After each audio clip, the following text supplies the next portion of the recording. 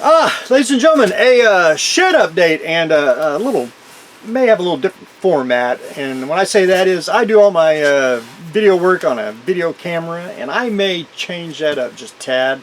I've been tinkering more with my phone, and I may record videos on my phone. I found it easier to upload, and I may do that a little more often than actually have a video camera. I just haven't quite decided on that yet, but anyway, if you see a little bit of change here and there, it's because I've been dealing with the camera phone and instead of a video camera. But anyway, we'll worry about that when the time comes. Recently had a IPMS model show. I go to it every year. It's a fun time, lots of vendors, and I buy a lot of model kits when I go there. Actually walked away with a very big cardboard box full of kits and 3 trash bags, which I looked like a thief carrying out stuff out of the building, or Santa Claus carrying a big sack of stuff. But anyway, I'm gonna have to break it up. I got a few things that I sell, a few things that I keep, and I'm gonna have to break it up here because I got still even got stuff from last time that I haven't even got to yet, and just it's been weather and all that. But anyway, we're trying to fix it, but we will get to it. First things first, 2 new things. One is Atlantis reissued the old Pyro Wyatt Earp kit, and I wanted that kit really bad because before Pyro came out with all the Cowboys, the Indians, and they had the Wyatt Earp, and it's one of those, I know it's not the best, sculpt, but for the age of the kit and everything, I really like it, and I may build this up next after the book nook. I do have a couple ideas I may want to try to do, so we'll just have to see what happens, and if I want to go that far or go that route, if if I decide to build it. But anyway, I really wanted this, and I got a couple of these, and I got to go expand my Atlantis section because their kits are taking up their spot inside the Ark. Just getting full. But anyway, I have 2 of these, which is the way we like to work here inside the Ark. One other new thing, have you ever bought anything for the package? I do buy some things, where is it? I think one of the most oddest kits that you can possibly get, and no one wanted it because it didn't stack right, is the old Sky Rig kit in the triangle box. I think that is probably the coolest packaging you ever, probably never do it again. Not saying never, but they were like heavily discounted, because they couldn't stack right, but I think it's just absolutely cool. However, it's not as cool as the triangle box, but you ever see something like that? An actual, you can see the kit all the way through, and the way the sprues are stacked. And of course, it is, and I don't know what he is, but he is a little bit of a bear, and I like my bear collection. The only reason why I picked this one up. But anyway, I thought that was unique. Bear, plus, it is in a robot suit, and the packaging I thought was very, very unique. So anyway, I have no idea what it is, but we're adding a weird packaging bear to the Ark. And before we get to the show, one more thing. I went to a local garage sale by the house here, and they were having a big neighborhood sale, and first house I pulled up to, I picked up a few things for the toy business. Lord and behold, what was on the table? A tractor. And hasn't been started. And again, ladies and gentlemen, I always open every box that I get of an old kit or a used kit, because you do find goodies that are in there, paints, brushes, you name it. And I think, well, the engine was started, and I usually, I'll be honest here, most time if you find like a car kit or anything, amateur modelers, they'll basically get the engine put together, and that's about it. It's when they stop, and that's what they did on the tractor. Now I have 2 of these. Again, the way I like to work here inside the Ark, I like this kit. I think it's, it's just odd, and all your I want to say weathering modelers like the tractors, so they can really put the grime and everything in there. I've seen this built up. I think it's an excellent model. Anyway, always use tractors, and tractors can be used even in peace and wartime. So adding another tractor to the Ark. All right, show stuff. One I picked up, and I'll start here. I picked this up. This is the old Lindbergh, what is it? Steerman PT-17. Now, everyone's seen the movie Independence Day. Well, Lindbergh came out with that Independence Day. This kit, they basically put it in an Independence Day box. Well, you never saw it in the movie till 20 years down the road. I saw the behind the scenes where they filmed Cousin Eddie in one of these flying up to the mothership. I was like, oh my God, I want one. Didn't know that was in the movie. That was even better than flying the F-18. But anyway, so I don't have the Independence Day, but I do got the 70s version, which still has the motor in it.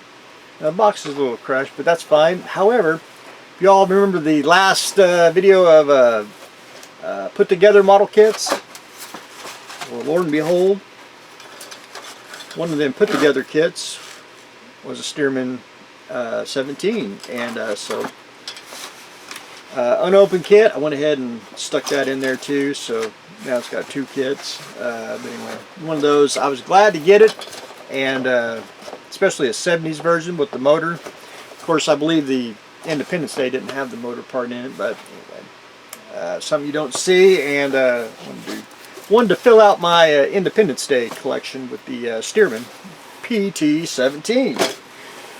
This was a bargain bin kit. This is a Fieri from ITC, and it's basically missing one piece. It's missing a tire, and if you ever box is in real good shape, but we've got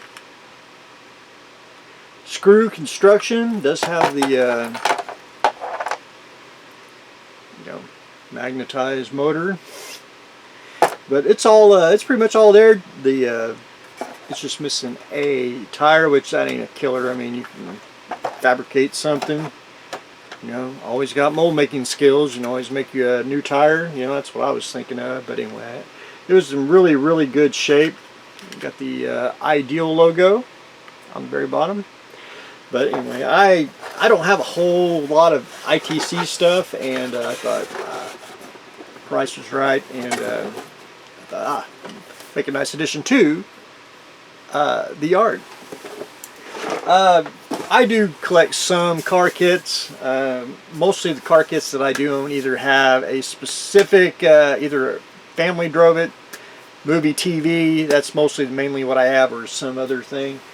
I found this, and I got to be honest here, I have never heard of the TV series Vegas, so I'm going to have to go look that up and see if I even watched it. I don't remember it at all. I don't, but anyway, that's one of those that I had, again, TV show, movie, car kits, I try to pick them up. That just makes my collection unique in that regards.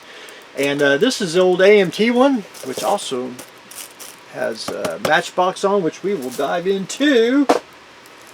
I even picked up a Sunbeam Tiger, which I almost say I got it for the price, and it's one of those kits you just don't see unstarted, and of course, you got the yellow Matchbox logo on it. But anyway, I'm not a car enthusiast, so I didn't know what a Sunbeam Tiger is, or I didn't know what the 57 T-Bird from the show Vegas either. But anyway, I did add some vintage car kits to the Ark.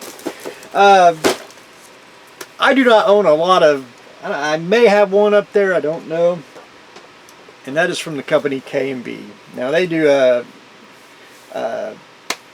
lot of I won't say biplanes, but I like their style. See how it's a square box? I think it's unique. It's not a real big kit. I like these kits really well for one reason, and I don't know if they'll ever do it again. But you do get a vacuum form base to go with your model kit, which I think you get a model and you get a diorama all in one box. I just think that's just absolutely the pinnacle of model building. Oh, and I didn't bring my glasses, so all the little fine print. 1972. And it's just, I want to say they did the old Aurora molds too after Aurora. I think. It's been so long I don't remember quite, because I don't have a whole lot of K and B stuff. And anyway, the box was in excellent condition, and I really wanted it. And just, I think a unique antiquity to the art. I actually got something new at the show, which and I had to look. I think it's still in layaway at the hobby store. You got the Razor's Fist. Oh, Razor's Fist. I'm thinking, my apologies. I was thinking of